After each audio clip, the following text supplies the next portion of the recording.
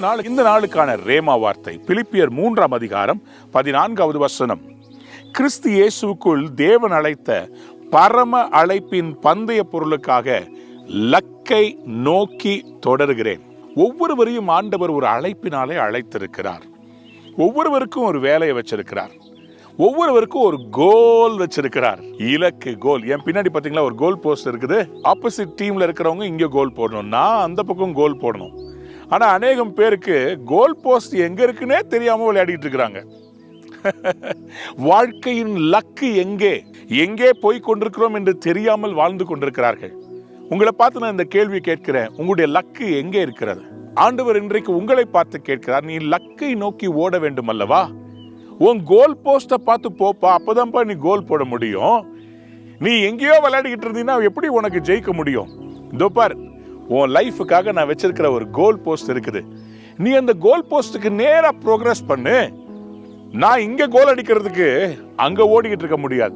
இன்னைக்கு ஆண்டவர் உங்களை பார்த்து சொல்றார், நான் உனக்காக வைத்திருக்கிற அந்த கோல் போஸ்ட, அந்த பெரிய மலைய, அந்த பெரிய வெற்றிய பெற்றுக்கொள்ள நான் உன்னை இன்றைக்கு ஆசீர்வதிக்க போறேன். ஆனா ஒரு பிரச்சனை இருக்குது. கோல் போடணும்னா பால் தேவை. வாழ்க்கையில தரிசனத்தை அடைய வேண்டும் என்று சொன்னா உங்க வாழ்க்கையில என்ன தேவைங்க? உங்களுக்கு கர்த்தருடைய வரம் தேவை. உங்களுக்கு கடவுள் கையில கொடுத்திருக்கிற அந்த பொருள் தேவை. வேலை, அது என்ன கார்பென்ட்ரி ஒர்க்கா இல்ல ஊழியமா, எதுவா இருந்தாலும் அது பெஸ்டா இருக்கணும். இப்ப பாருங்க, நான் கூட இந்தா வச்சிருக்கிறேன்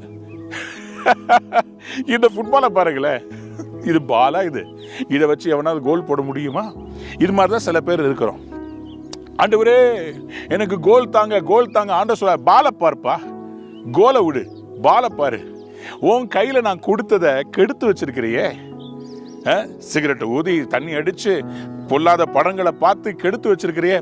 உன் பால்ல கேஸ் இல்லப்பா, உனக்குள்ள ஆவி இல்லப்பா, உனக்குள்ள ஏர் இல்ல, உனக்குள்ள பரிசுத்த ஆவியானவருடைய அந்த சுவாச காற்று இல்லாம நீ உலகத்துல உன் ஆத்மா ஒண்ணுமில்லாம இருக்குது.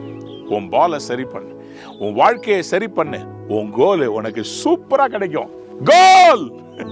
உங்க லைஃப்ல இன்னைக்கு கர்த்தர் உங்களுக்கு ஒரு வெற்றியை தரப்போகிறார். உங்க வாழ்க்கையில மறக்க முடியாத அனுபவம் மாறப்போகிறது. இன்னைக்கு நீங்க நிறைய ஸ்கோர் பண்ண போறீங்க.